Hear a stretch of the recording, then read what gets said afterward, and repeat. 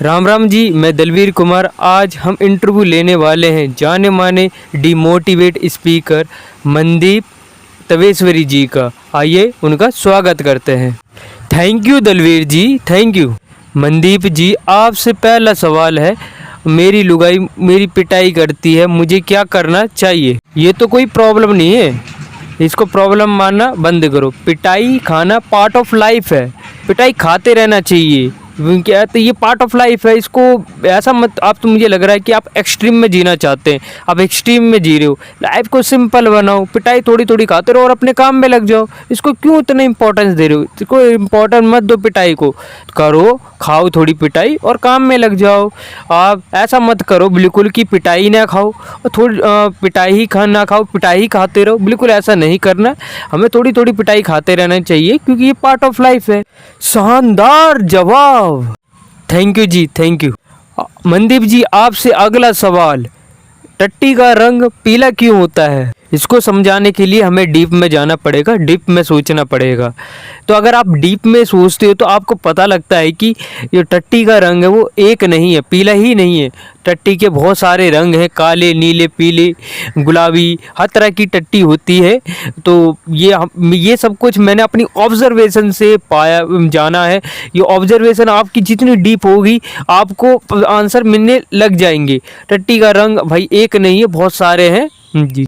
शानदार जवाब जी, धन्यवाद, थैंक यू। अगला सवाल, कालू भुजिया का स्वाद कैसा है?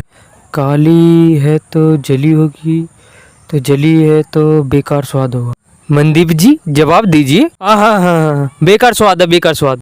आपने कभी काली भुजिया खाई? हाँ, खाई खाई खाई खाई। झूठ, कालू भुजिया का स्वाद मीठा है। देखा आपने कैसे मनदीप तवेश्वरी ने बिना जांचे परखे बस अपना ज्ञान पेल दिया। भाई ना काली भुजिया उसने कभी एक्सपीरियंस करी, खाई, रंग देखा, फिर भी अपना ज्ञान पेल दिया। ऐसा ही कुछ काम करने की कोशिश की है हमारे संदीप भैया ने। संदीप भैया ने नोफैब को गलत साबित करने की कोशिश की है अपनी इस वीडियो में। उन्होंने कहा है कि भाई जो नोफैब प्रमोट करता है, नोफैब जो करता है वो घोचू है। तो भैया, संदीप भैया, एक बात ये बताओ, आपने अपनी पूरी ज़िंदगी में कभी एक महीने नोफैब करने की कोशिश की? कभी किया है कि बस ज्ञान पेल दिया? कभी एक्सपीरियंस किया है कि भाई कितने लोगों से मैं आपकी बात करवा दूंगा? मैंने खुद बात की है, उनने खुद कहा है कि भाई एक दो क्या कहते हैं दिन करने से, कुछ हफ्ते करने से उनमें कितना पॉजिटिवनेस आ जाती है, कितना अच्छा फील करते हैं भाई। और वो मास्टरबेशन ये सब करते हैं तो भाई वो नेगेटिव फील करते हैं। तो भैया थोड़ा ज्ञान है ना, थोड़ा सोच समझ के पहला करो। हर बार ज्ञान आपका सही हो तो ये भी पॉसिबल नहीं है। तो आपकी बुराई नहीं कर रहा, कि आपका बहुत बड़ा फैन हूँ। तो आज की वीडियो में संदीप भैया को जवाब दिया जाएगा। उनके जो भी उन्होंने इस वीडियो में सवाल खड़े करते नोफैब, फोन को सपोर्ट करने के लिए, मास्टरबेशन को सपोर्ट करने के लिए, उन सब का जवाब दिया जाएगा। इस वीडियो को अंत तक जरूर देखिए भाइयों। डरा हुआ आदमी, भाइयों देगा ये कितना डरा हुआ है कि भाई ये बता रहा था बंदा, इसने इतनी रिसर्च की है फ़ोन पे, मास्टरबेशन पे, कि आज के समय में ये बता रहा है कि भाई ये मेजर प्रॉब्लम है, फ़ोन बहुत मेजर प्रॉब्लम है। तो सॉल्यूशन मांग रहा था हमारे संदीप भैया से। पर भाई संदीप भैया ने झटके में इस सारी रिसर्च को तहस वहस कर दिया। क्या बोल दिया, ये मेजर प्रॉब्लम थोड़ी है, मेजर, ये तो बेवकूफ़ है जो कहते हैं ये रिसर्च निकाल रहे हैं, मेजर प्रॉब्लम बता रहे हैं। मेजर प्रॉब्लम कुछ भी नहीं है। तो भाई संदीप भैया तो संदीप भैया है। चल, संदीप भैया ने अपनी वीडियो में फ़ोन को एडिक्शन मानने से मना किया है। रीज़न क्या दिए उनने? भाई बोला यार फ़ोन लिमिटेड है, वो मास्टरबेशन कर दिया तो फ़ोन देखने का मन करता है नहीं। इसके तौर पर उन्होंने एक एग्जांपल से चीज़ को समझाने की कोशिश की। वो भाई उन्होंने कहा कि वह सिगरेट एक एडिक्शन की तरह। कैसे? उन्होंने बताया भी भाई शुरुआत में हम एक सिगरेट पीते, थ्रेशोल्ड बढ़ता जाता है तो हम 1 से 2 पे आते हैं, फिर 2 से 4 पे आते हैं। तो ऐसे ऐसे हमें उसके नंबर्स हमारे सिगरेट के बढ़ने लग जाती है, घातक साबित होने लग जाती है। पर फ़ोन में ऐसा देखने को नहीं मिलता। संदीप भैया आप थोड़ी गलत है इस चीज़ में। तो आपने गौर नहीं किया होगा कि हम शुरुआत में फ़ोन कुछ सेकंड देखते हैं, फिर मास्टरबेशन कर देते हैं, फिर धीरे धीरे हमारा थ्रेशोल्ड बढ़ता है तो हम कुछ से कुछ मिनट पे आते हैं, मिनट से कुछ भाई घंटों में भी जाते होंगे कुछ लोग।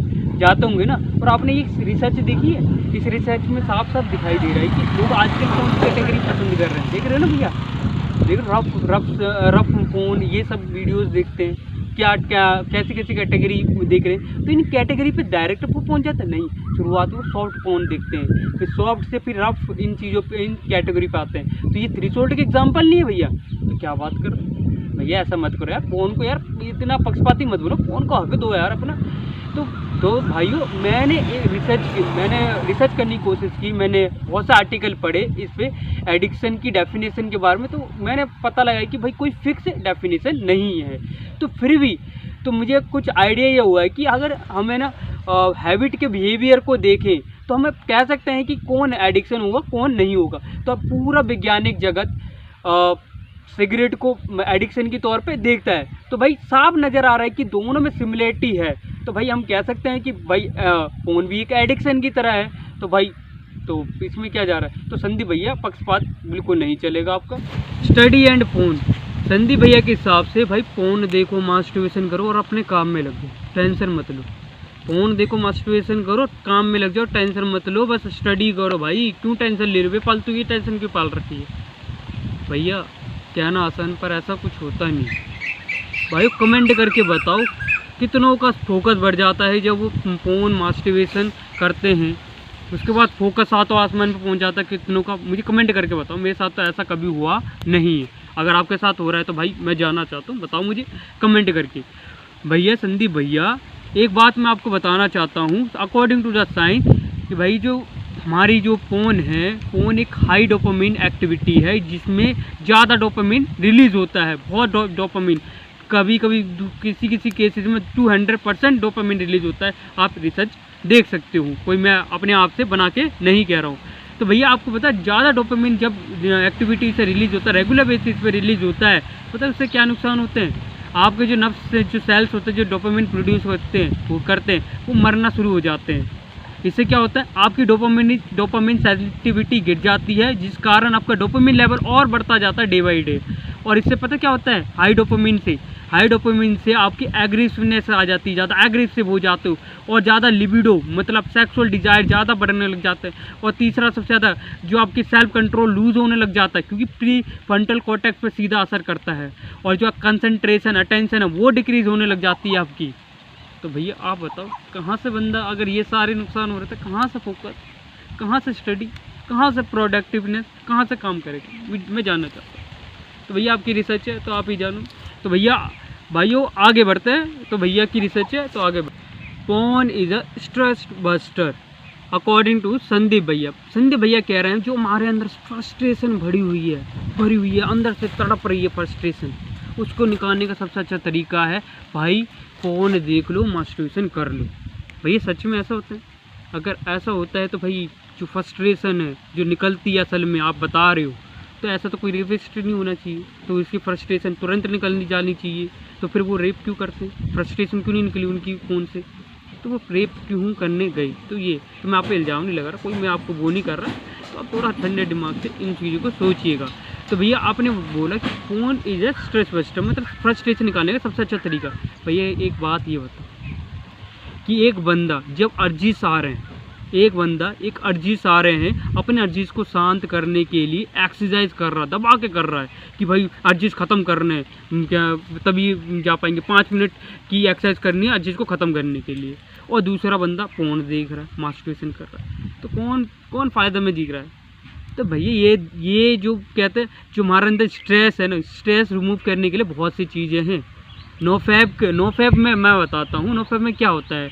नोफैब में हमें अपने जो अर्जिश हमारे अंदर जो फ्रस्ट्रेशन बनती है, स्ट्रेस बनता है, उसको रिलीज़ कर दूसरी चीज़ों में रिलीज़ करना सिखाया जाता है। नोफैब ये नहीं है कि बस रोके रखो, नहीं, स्ट्रेस को मेंटेन करना, स्ट्रेस को कहीं दूसरी चीज़ों में रिलीज़ करवाना सिखाया जाता है। किस में, एक्सरसाइज में, किस में, मेडिटेशन में, किस में, म्यूज़िक्स में, बहुत सारी चीज़ें जो प्रोडक्टिव चीज़ें उनमें स्ट्रेस को रिलीज़ कराया जाता है। मैं भाई अपना जो स्ट्रेस है मैं अपने एक्सरसाइज से रिलीज़ करता हूँ, म्यूज़िक से रिलीज़ करता हूँ, बुक रीडिंग से रिलीज़ करता हूँ।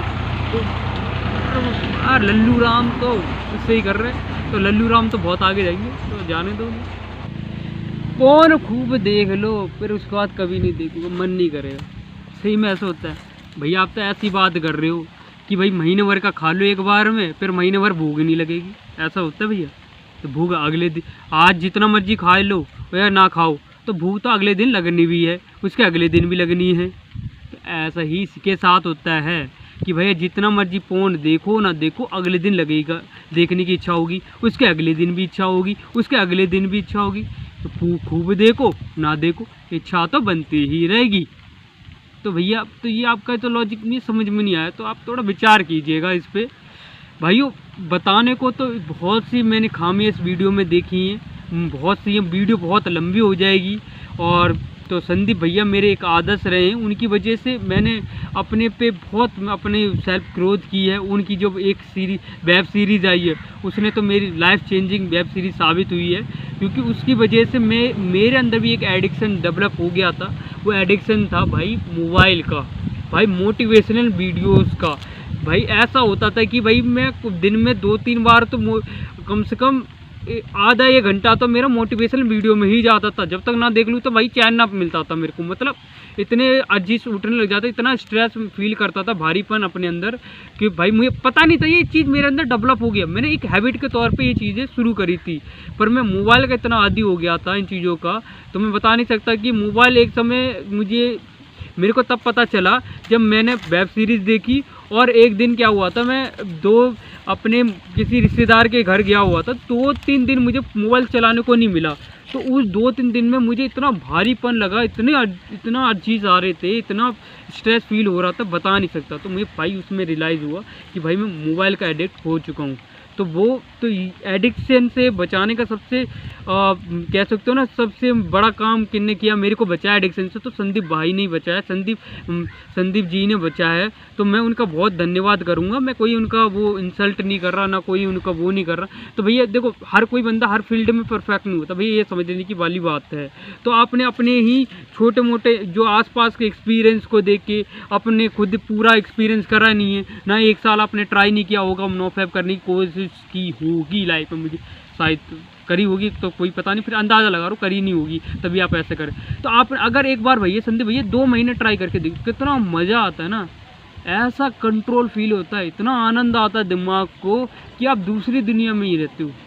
भाई मैं जो नोफैप की जो बता रहे, जो बेनिफिट जो लोग बताते, मैंने अपनी वीडियो में पहले बता देखा है कि ऐसा कुछ चमत्कार वाली ताकत नहीं मिल जाती तुम्हारे अंदर, पर एक चीज़ ज़रूर मिलती है, वो सबसे बड़ी है, वो है डिसिप्लिन मिल जाता है जब आप नोफैप करते हो। तो संदीप भैया आप मेरे आदर्श से मेरे बड़े, तो अपना प्यार मुझे दिखा देना यार, कुछ ज़्यादा कुछ मत करना, ठीक है। राम राम जी।